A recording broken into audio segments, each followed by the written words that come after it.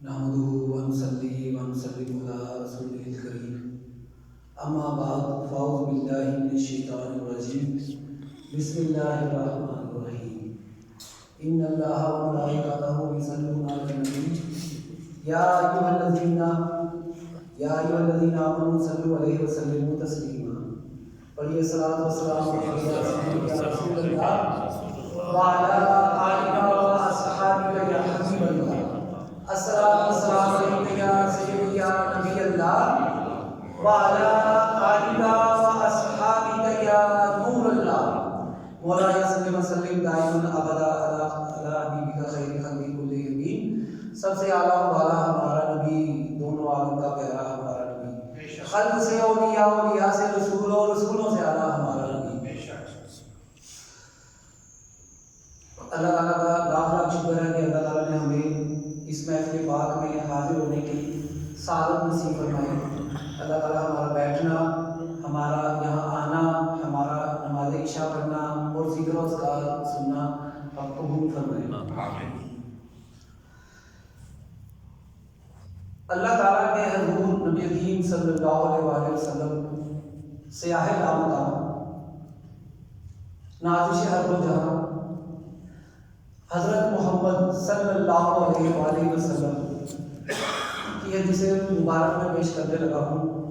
حلیہ الاولیاء میں بھی اس کو لکھا گیا ہے اور امام طبرانی نے اپنی معجم الکبیر میں بھی اس کو نقل کیا ہے اور امام احمد بن حنبل نے بھی اپنی مسند میں اس کو روایت کیا ہے. الفاظ کچھ کتابوں میں مختلف ہے، لیکن اس کو جو ہے حدیث کا جو ہے مفہوم وہ آپ کے سامنے پیش کرنے لگا ہوں کہ اللہ تعالیٰ کی مخلوق میں اس وقت تقریباً 7 ارب انسان ہیں. اللہ تعالیٰ کی مخلوق میں 300 اولیاء ایسے ہیں جن کا دل حضرت آدم علیہ السلام کو موافق ہے. 300 اولیاء جن کا دل حضرت آدم علیہ السلام کو موافق ہے. پھر 40 اولیاء ایسے ہیں جن کا دل حضرت موسیٰ علیہ السلام کو موافق ہے. 40 اولیاء. پھر اس کے بعد 7 اولیاء ایسے ہیں جن کا دل حضرت ابراہیم علیہ السلام کے موافق ہے، جن کا دل حضرت ابراہیم علیہ السلام کے موافق ہے. پھر 5 اولیاء ایسے ہیں، 5 اولیاء اللہ جن کا دل حضرت جبرائیل علیہ السلام کے موافق ہے، جن کا دل حضرت جبرائیل علیہ السلام کے موافق ہے. پھر اس کے بعد 3 اولیاء ایسے ہیں جن کا دل حضرت میکائیل علیہ السلام کے موافق ہے، جن کا دل حضرت میکائیل علیہ السلام کو موافق ہے. پھر اس کے بعد ایک علی اللہ کا ولی ایسا ہے جس کا دل حضرت اسرافیل علیہ السلام کے موافق ہے.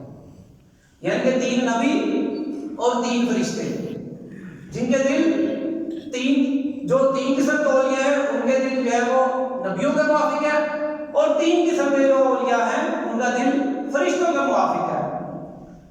جب یہ کائنات ایسے نہیں چل رہی، ہم دیکھتے ہیں ہمارے پاکستان میں یہ وزیر اعظم ہے، یہ صدر پاکستان ہے، یہ ہمارے صوبے کا جو ہے وہ وزیر اعلیٰ ہے، یہ سندھ کا، یہ بلوچستان کا، یہ خیبر پختونخوا کا.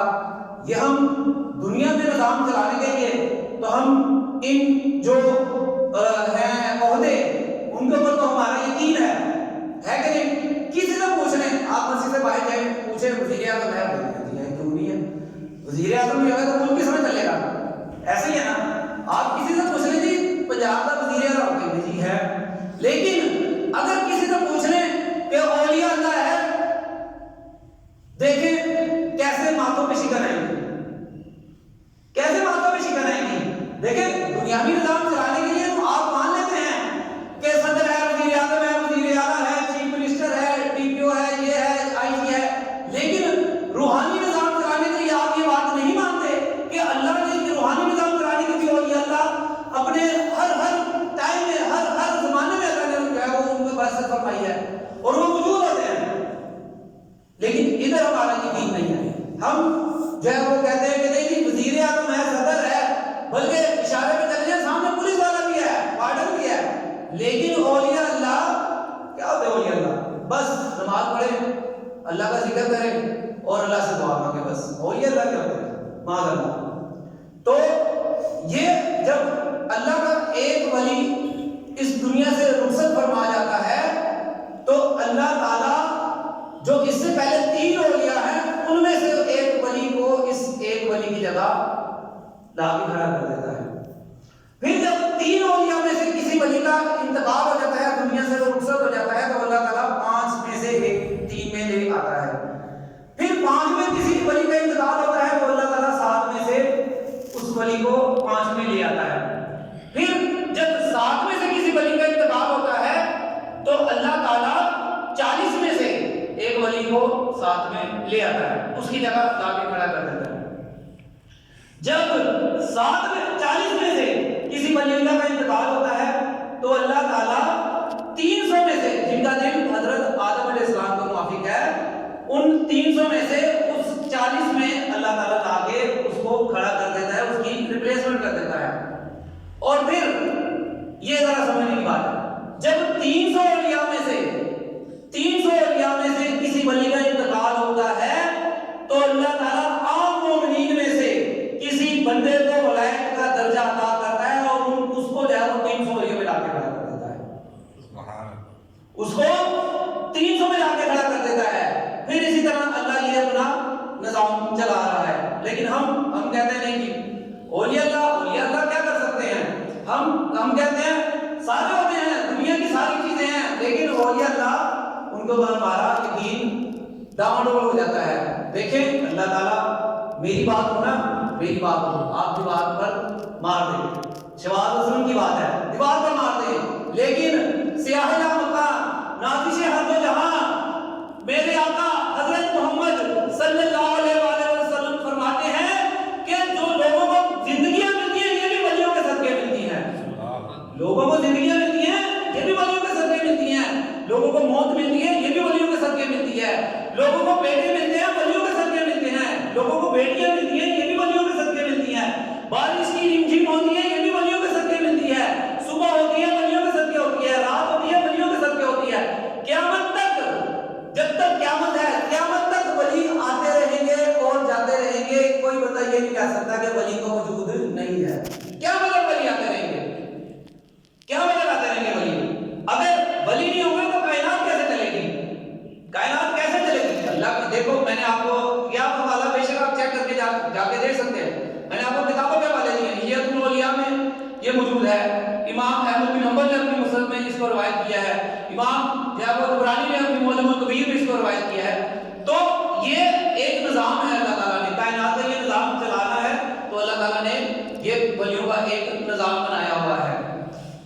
اللہ تعالیٰ نے جب شیطان کو اپنی بارگاہ سے نکالا, شیطان صاحب مجھے نکال رہا ہے اللہ تعالیٰ, شیطان نے کہا اللہ تعالیٰ مجھے مہلت دے, شیطان نے کہا مجھے اللہ مہلت دے, اللہ نے کہا جا تجھے دی, کب تک؟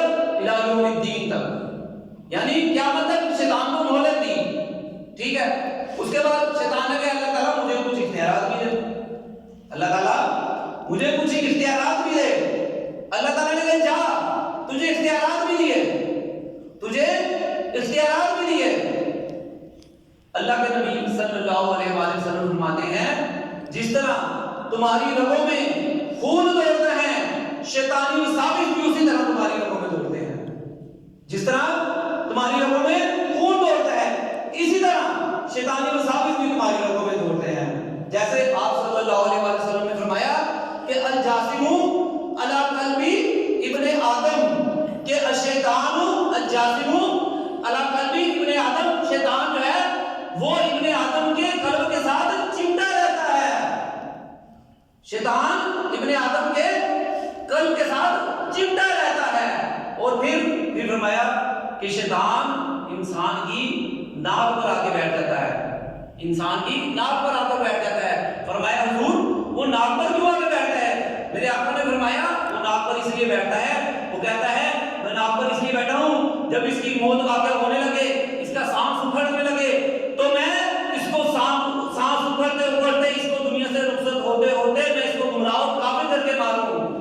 کہاں تک پیچھا کرتا ہے, آپ دیکھیں کہ روح نکلتے وقت بھی وہ آ کے ناک پہ بیٹھ جاتا ہے کہ میں اس بندے کو آ کے دنیا سے رخصت ہوتے ہوئے بھی میں اس کو گمراہ اور کافر کر کے ماروں. پھر اسی طرح ایک اور روایت میں کہ وہ قبر میں بھی نہیں پیچھا چھوڑتا, قبر میں بھی آ جاتا ہے جب منکر نکیر آتے ہیں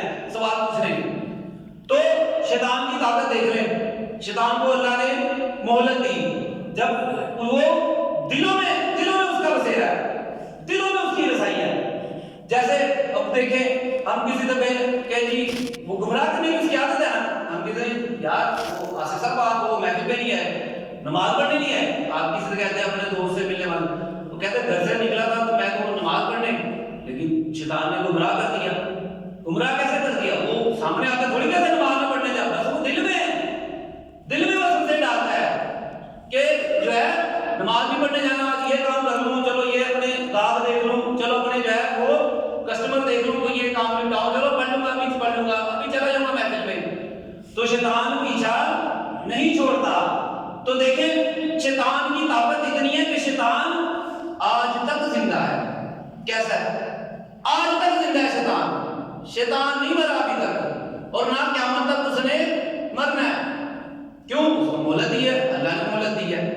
لیکن دیکھیں افسوس کی بات ہے، میں معذرت چاہوں گا اگر میری بات کسی کو بری لگی ہو تو افسوس کی بات ہے۔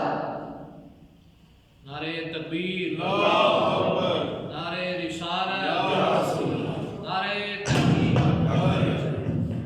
نعرہ حیدری۔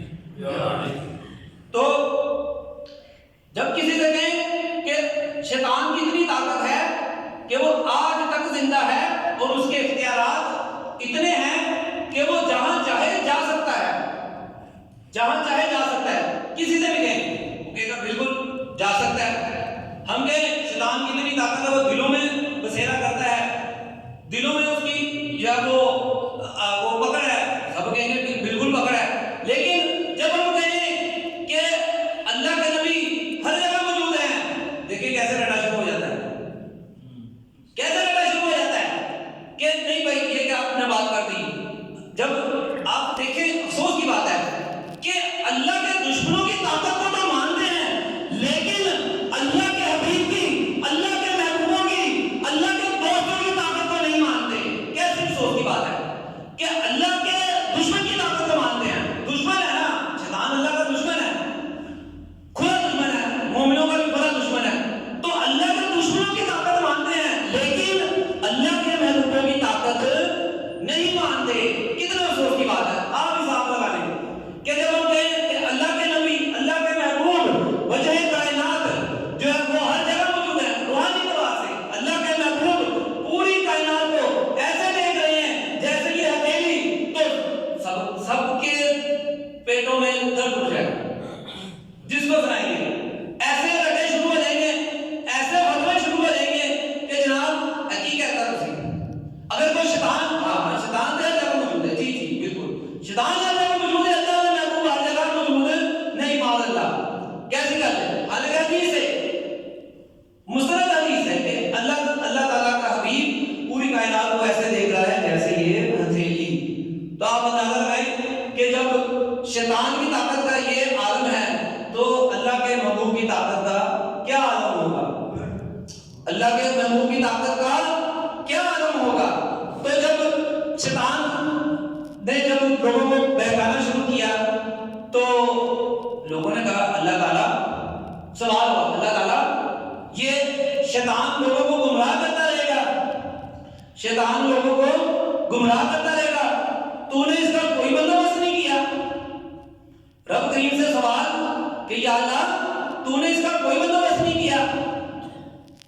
اللہ تعالیٰ فرمائے گا یہ میرے بندوں کو گمراہ کرتا رہے گا، یہ میرے بندوں کو گمراہ کرتا رہے گا، میں قیامت تک اولیاء اللہ بھیجتا رہوں گا۔ یہ میرے بندوں کو گمراہ کرتا رہے گا، میں قیامت تک اولیاء اللہ بھیجتا رہوں گا۔ تو دیکھیں اللہ تعالیٰ کا یہ نظام ہے کہ شیطان نے بہکانا ہے تو اللہ تعالیٰ نے اپنے اولیاء اللہ بھیجنے ہیں، کیونکہ کائنات کا یہ نظام ہے۔ اللہ کے نبی کی امت میں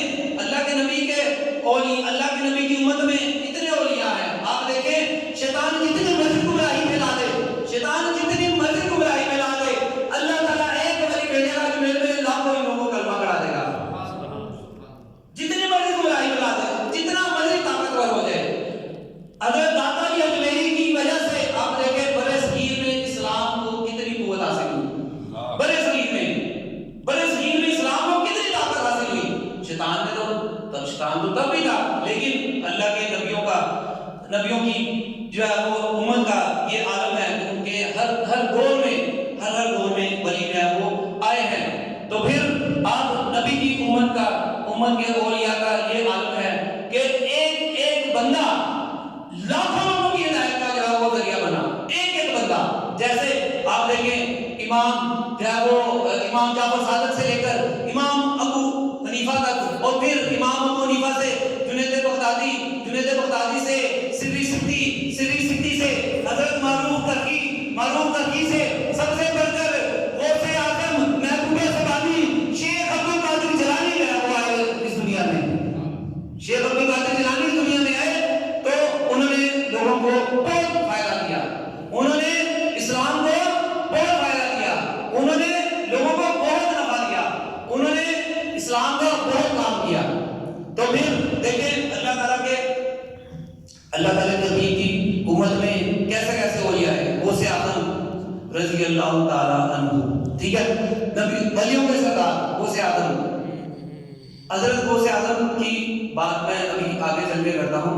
ایک بندے تھے حبیب ابن اجمی، بہت ان کو اللہ تعالیٰ نے دولت دی تھی، بہت زیادہ. وہ کیا کرتے تھے کہ لوگوں کو نا پیسے دے کر قرض دے کر سود لیا کرتے تھے. تو جب پیسے لینے جانا ہوتا تھا تو لوگوں کے پاس جاتے تھے، تو لوگوں کے پاس جا کر جب وہ پیسے کوئی لے دے تو ٹھیک ہے، نہیں تو اس کی جگہ نہ سود کی جگہ کوئی بھی ضرورت کی چیز، کوئی کھانے کی، کوئی پینے کی، کوئی گروسری میں سے سمجھ لے پکانے کی کوئی چیز وہ لے آتے تھے. تو جب وہ لے آتے تھے تو ان کی جو ہے وہ زوجہ وہ ان کی اس بات سے راضی نہیں تھی. تو حضرت حبیب ابن اجم جو ہے وہ لوگوں کے پاس جاتے. ایک دفعہ ایسا ہوا کہ ایک عورت سے تقاضا کیا، اس نے کہا میرے گھر میں شوہر نہیں ہے، تو وہ گھر میں نہیں ہے. تو انہوں نے کہا کہ اچھا پھر کچھ مجھے پکانے کے لیے دے دو. تو اس نے کیا کیا، انہوں نے کہا ہم نے آج بھیڑ ذبح کی تھی، اس کی سری پڑی ہوئی ہے. تو سری پڑی ہوئی ہے، تو اس نے کیا کیا کہ وہ سری جو ہے وہ حضرت حبیب ابن اجمی کو دے دی. حضرت حبیب ابن اجمی نے وہ گھر لا کر پکا دی. تو گھر لا کر بیگم کو دی، بیگم نے پکا دی. بیگم نے جب پکائی تو وہ جو ہے وہ باہر ایک سوالی آ گئے، سوالی نے دستک دی. تو حبیب ابن اجم گئے، جا کے کہا کہ ہاں جی، انہوں نے کہا کوئی نہیں ہے ہمارے پاس پہلے سے تھوڑا ہے، چلے اس کو چلے گا بھیج دیا. اچھا ادھر وہ بیٹھے ہوئے تھے، بیگم کو جاؤ بھی کھانا لاؤ. وہ بیگم کچن میں گئی، کچن میں جا کر جب وہ دیکھا تو ہنڈیا میں خون ہی خون تھا. اس عورت نے کیا کیا، جا کے حبیب ابن اجم کو بلائی. اس نے کہا کہ یہ دیکھو یہ تمہاری نحوست. اس نے جو ہے وہ دیکھو اب یہ پوری ہنڈیا خون ہی خون ہے. میں نے تو ہنڈیا جو ہے وہ جیسا انہوں نے مجھے گوشت لا کے دی، میں نے بتائی اس میں خون ہی خون. تو حبیب ابن اجم جو ہے وہ ان کے دل پہ دستک ہو گئی. انہوں نے کہا یہ کیا؟ انہوں نے کہا اچھا. وہ گھر سے نکل پڑے. انہوں نے کہا اچھا اب جو ہے نا میں آج کے بعد سود نہیں لوں گا. دل میں انہوں نے ارادہ کر لیا. یوں جا رہے ہیں. آپ دیکھیں اللہ تعالیٰ کیسے لوگوں کے دلوں میں جو ہے وہ لوگوں کی عزت ڈالتا ہے، لوگوں کی جو ہے وہ روحانیت ڈالتا ہے. وہ جا رہے تھے، لڑکے راستے میں کھیل رہے تھے. اب لڑکے راستے میں کھیل رہے تھے تو لڑکوں نے دوسرے لڑکوں کو کہا اوے ٹھہرو دھیان سے بچ کے رہنا، وہ حبیب سود خور جا رہا ہے، کہیں اس کی دھول تمہارے اوپر نہ پڑ جائے اور تمہارے اوپر نحوست نہ طاری ہو جائے، تمہارا میرا گھر کی ہو جائے. وہ سود خور ہے، سود کتنی نحوست ہے. تو ایک وہ چوٹ لگی، ایک چوٹ گھر میں بیگم نے لگائی، دوسری چوٹ یہ لوگ لڑکوں نے لگا دی.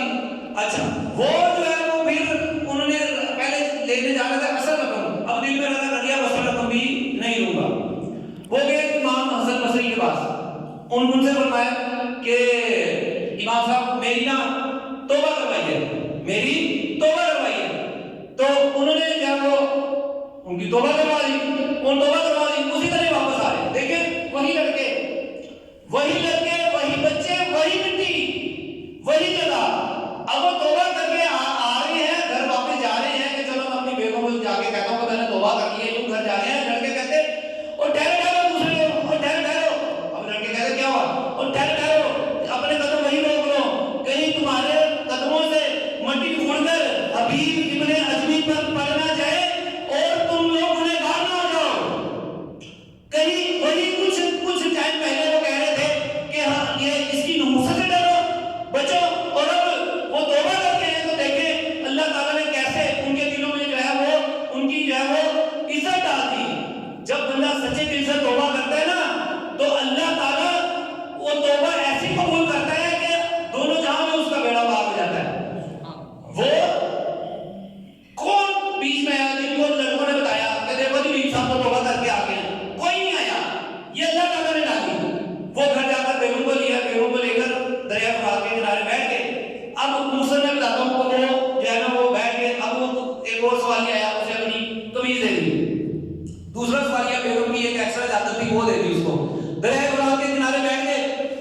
ادھر بیٹھ کے کام دھندا تو تھا نہیں, سود کے اوپر پہلے ہی چلتا تھا.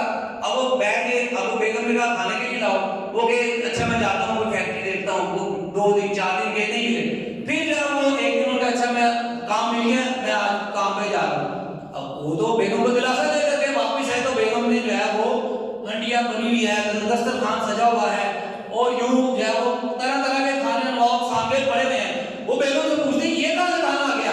بیگم کہتی تم نے نہیں فیکٹری کا ملازم بھیجا تھا کہ وہ جو ہے وہ یہ اپنا یہ نواز میں سے تھوڑے سے پیسے رکھ کے اور اس کو جو ہے یہ کھانا پکا لو, تو تم نا اگر ٹائم سے اچھے طریقے سے کھانا اپنا جو ہے وہ کام کرتے رہنا, کھانا یہ ملازم روزانہ دے دیا کرے گا, ہم پکا لیا کریں گے. اب ابھی بھی میرے آدمی تو دریا فرات کے کنارے مسلح بچھا کر جو معاملے ادا کیا کرتے تھے, وہ تو کسی فیکٹری, کسی دفتر, کسی کے یہاں ملازمت کرتے نہیں تھے. لیکن اللہ تعالیٰ کے یہاں ان کی کیسی توبہ قبول ہوئی, وہ صرف نفل ادا کرتے تھے اور گھر میں جا کے کھانا پک جاتا تھا, صرف وہ نفل ادا کرتے تھے, اور ان کا گھر ایسے چل رہا تھا. پھر ان کو جو ہے وہ ایک دفعہ ایک عورت کا بچہ گم ہو گیا. وہ عورت آئی باقی میرا بچہ گم ہو گیا. ان کو مستجاب الدعوات کا رتبہ مل گیا, ان کو مستجاب الدعوات کا رتبہ مل گیا. جب وہ عورت آئی کہ اے حبیب میرا بچہ گم ہو گیا ہے, تو حبیب ابن ادمی فرماتے ہیں کہ جا گھر جا, تیرا بچہ تجھے مل جائے گا. وہ عورت گھر گئی, گھر جا کے دیکھا بچہ وہاں موجود. عورت کہنے لگی کہ تو کہاں تھا, کیا ہوا تجھے؟ وہ کہتا ہے کہ میں کرمان میں, ابھی بھی اعلان میں موجود ہے, میں کرمان میں تھا, آواز آئی اس کو اٹھا کے جا وہ بصرہ بھیج دو. مجھے پتہ نہیں کیسے ہواؤں سے جو ہے وہ مجھے بصرہ لا کے اپنے گھر میں لا کے مجھے بٹھا دیا. یہ ہوتی ہے اللہ کے نبیوں کی کرامت. کہاں ایک ٹائم میں وہ سود خور اور کہاں اب مستجاب الدعوات بن گئے. دیکھیں یہ اللہ کی نبیوں کی کرامت ہے. اسی طرح جب وہ آخر میں بس ایک واقعہ بتا کر کہ ایک اللہ کا حضرت غوث اعظم کا مرید تھا, تو وہ آیا بھاگا بھاگا کہ کیا غوث اعظم میرے جو ہے وہ ابا جان, وہ ان کو میں نے خواب میں دیکھا ہے, تو وہ دوزخ کی آگ میں جل رہے ہیں, تو یا غوث اعظم کرم فرمائیے. تو غوث اعظم نے فرمایا کہ اچھا, وہ کبھی میری محفل میں آیا, کبھی میری خانقاہ میں آیا, کبھی جب وہ حلقہ درود میں بیٹھا شامل ہوا. غوث اعظم نے اس لڑکے نے فرمایا کہ جی محفل میں آیا کرتا تھا. غوث اعظم نے مصلی بچھا لیا, غوث اعظم نے مصلی بچھا لیا. غوث اعظم نے مصلی بچھا کر جب دعا اٹھائی, ہاتھ اٹھائے اور اللہ سے دعا کی کہ یا اللہ وہ تیرے حبیب کا وعدہ ہے, یہ مسلم شریف کی حدیث ہے کہ تیرے حبیب کا وعدہ ہے کہ جو حلقہ ذکر میں بیٹھا ہوگا, خالی ہاتھ بھی بیٹھا ہوگا, ذکر بھی نہیں کر رہا ہوگا, خاموش اور منہ بند کر کے بھی بیٹھا ہوگا, اللہ تعالیٰ اس کی مغفرت فرما دے گا. اللہ تعالیٰ اس کی مغفرت فرما دے گا. حضور غوث اعظم نے اسی دعا کا وسیلہ دیا, اور اللہ کا بھی ہاتھ جو ہے وہ اوپر پھیرے ہی نہیں تھے, اور جو ہے وہ اس کی جو ہے وہ بخشش ہو گئی اور اس کو قبر کے عذاب سے نجات مل گئی. حضرت حضور غوث اعظم نے اس کو کہا کہ جا بھائی تو گھر جا. وہ گھر گیا, جا کر سوئے, دیکھا اس کا ابا اب جنت کے باغوں میں سیر کر رہا ہے. اس کا ابا جنت کے